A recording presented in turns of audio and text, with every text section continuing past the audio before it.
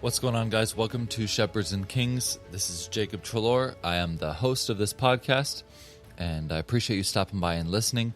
What we're trying to do is find balance in our Christian life. I'm trying to find balance in my Christian life. I'm trying to find what God has for me as a husband, as a father, as a assistant pastor and worker in church, as a musician, and all these areas. And so I've been fortunate enough to have some good conversations, and I'm looking to have many more, and trying to share a couple of the things that I've learned with you. Hopefully it's been a blessing, and I look forward to being able to have more conversations and learn lots more as I continue to grow here. I hope you had a good 4th of July weekend and you were able to relax and spend some time with your family or get some projects done, whatever it is that you did this weekend and enjoyed your time. I know that in my little subdivision, I saw more fireworks than I ever have. And my neighbor told me, he said, that's what they get when they try to lock us up for 4 months. So he was definitely trying to be defiant, and he had some big fireworks. So we had a personal show, and that was fun. But anyway, our guest today is a Canadian businessman who I had the pleasure of meeting on one of my trips there to sing in the church where he attends and works at. And we got to know each other, and just an incredibly humble man, and that's the reason I asked him to sit down for an interview. He's not, a best-selling author, and he's, relatively unassuming, and I don't think he'd mind me saying that. But he is just, well, first of all, a skilled businessman, but beyond that, just a servant and a humble man, and has inspired me as far as the attention that I would want for myself, or the way to serve in a church and the way to use your talents and gifts for God. And so he is not the type to really do this kind of thing very often, but just because of trying to say yes to God and trying to be a help to people and trying to talk about being a servant and his humility, he did agree to come on and talk with us here today. So I hope you appreciate it, and I hope you can learn something from someone who would not consider themselves to be the star of the show, but that's really what it's about, is being a servant. So without further ado, let's get to it. Our guest today is Rob Judge. He is a father of 5, and he has almost 2 grandkids. He has another one due, I think he said, in 2 weeks. He's a husband, of course, a father, and but the owner of Judge Farms. But most importantly, I think he would say he is a church member, and he works in his church. He's the sound man, and that's actually how we got connected. Our quartet goes to sing at his church, and he makes us sound really good while we're there. But I'm really excited to be able to talk to Rob Judge. Brother Judge, thanks for taking some time to sit down with me this morning. My pleasure. So can you tell me a little bit about your business, what it is that you do, and how you got into that? Well, it started a long time ago. When I was 6 years old, my dad was in the feed business, and I was a feed salesman, and one of his customers had the farm up for sale and chickens, and so 1975, bought the place, and my mom didn't even see the house. He just came home and said, I bought a farm, and the outside was pink and white stucco, and so she was not impressed. Sure. So we bought the chicken farm here, and it was a 32-acre homestead, and started that in 1975, and I've grown up, and I still live in the same house now. Many years later, I've only been out of the house for a couple of years, and then my parents moved out, so my wife and I could move in here. And so over the years, it has grown. The Lord's blessed, and we now are running. Last year we had more acres, but we're probably owning, managing, and renting just over 3,000 acres of cash crop. We grow corn, soybeans. We're also a licensed grain elevator, so we handle rye, mainly corn and beans for a dealer, and we put a few thousand tons through that in a year. And we're currently running about 700,000 to 800,000 chickens that we ship every year. Wow. And then we diversified over the years and we got into the pig business. And so we market roughly 75,000 hogs annually. My core business is on that is selling breeding stock. So we sell live females all over North America because we're in the genetics business. Mm. So we've grown over the years, and we were running around 33 full-time staff here on the farm. Wow. And And my so, wife is my wife is my main asset, and she runs the office, and um, she holds down the fort, so huh? she holds down the fort while I'm everywhere. Right. And so the thing I think that we, obviously you grow crops and things, but you talked about the pigs specifically, and I think that's where maybe like when we first heard of what you did, that was kind of what people talk about. And specifically because there's something unique about your buildings, if I remember right.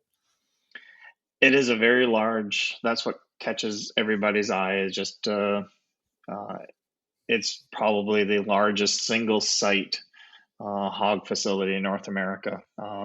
So we run 3,000 sows that are bred, and they give birth every single week. And then we also have a nursery for them. And then we have a finisher, and it's all attached. The building kind of makes the shape of a letter H, and you can see it from Google Earth. And so that's what catches everybody's eye, is just because of the size of the building. It's 1.3 kilometers to drive around the outside of the facility. So it's something like 5 acres under roof. So it Wow. is a very large facility, and that's what catches most people's eye. And so for management, it's easier because it's all under one roof and all the staff are together. We're 17 full-time staff down there. And so that's what draws most people's eyes and catches Really. their attention more so than the rest of the businesses.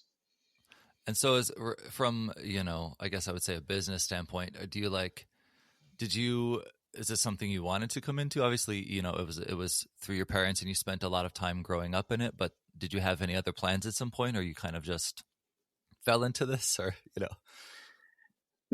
From early on, I guess that's all.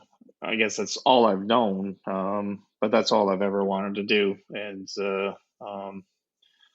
be on farm, and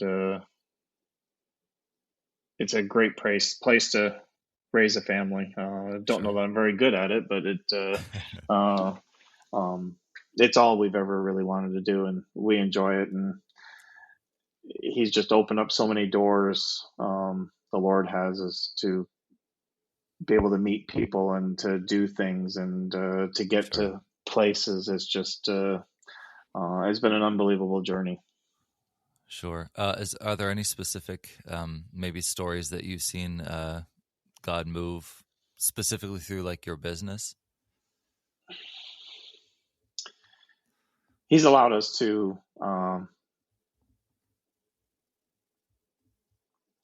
just, I guess, the impact of all the different employees.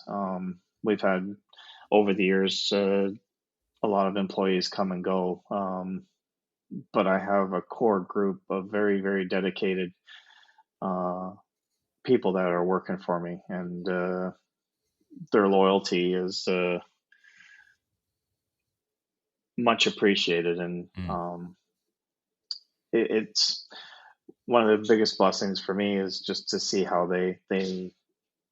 I've had the opportunity to witness to them over the years, and not many of them are saved, if any of them, but they all change how they talk. They all change how they act um, when I'm around, and just the respect that they have.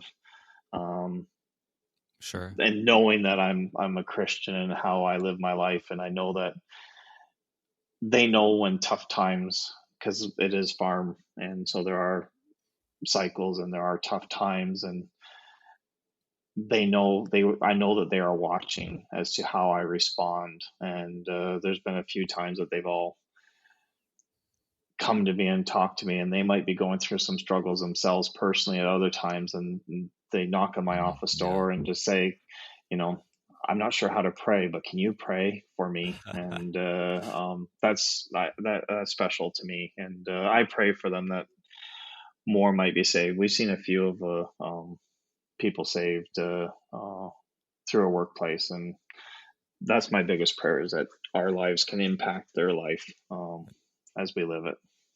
Amen. Having a Christian, I mean, it's not a Christian business per se, but it's your business and you are a Christian.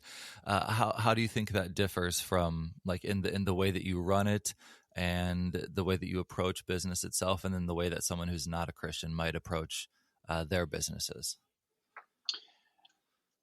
I It's a heritage, how my dad always ran the business, and we've all, as many people as I've come across, they all, especially those that I do business with, they know that we're Christians, and it just is amazing to me at times.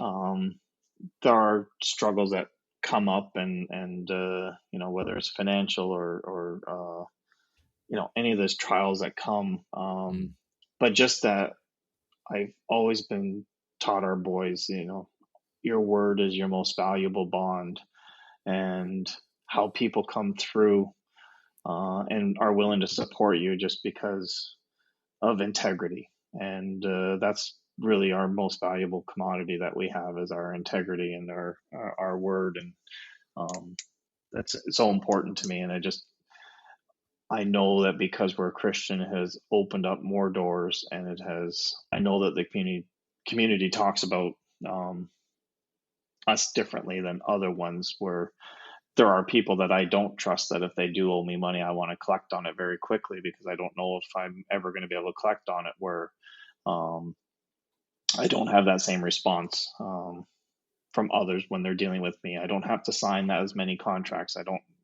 just to be able to yeah, have that word yeah, as my bond is probably one of the biggest things that I try to teach our boys. that's good. Because there is kind of, I think sometimes that, like, if you're starting a business, you're an entrepreneur type, and there's a lot of, like, cutthroat attitude, dog eat dog kind of thing, and it's good to see, that a business can still thrive and survive. That, with the word integrity, I really like that word choice, but that it doesn't, you don't have to, undercut someone and use cheaper materials if you're building, and all these kind of things. Like, there's integrity really does go a long way as far as business is concerned. And it may end up costing, and I've always tried to say that to our kids, is that the integrity will cost you something, and not everybody's going to, they may take advantage of you, but never Sure. sacrifice your integrity to save a dollar. And it might cost you something, but down the road you'll be paid back. And the Lord is a debtor to no man, and He wants us to represent, because it's not just the judge name.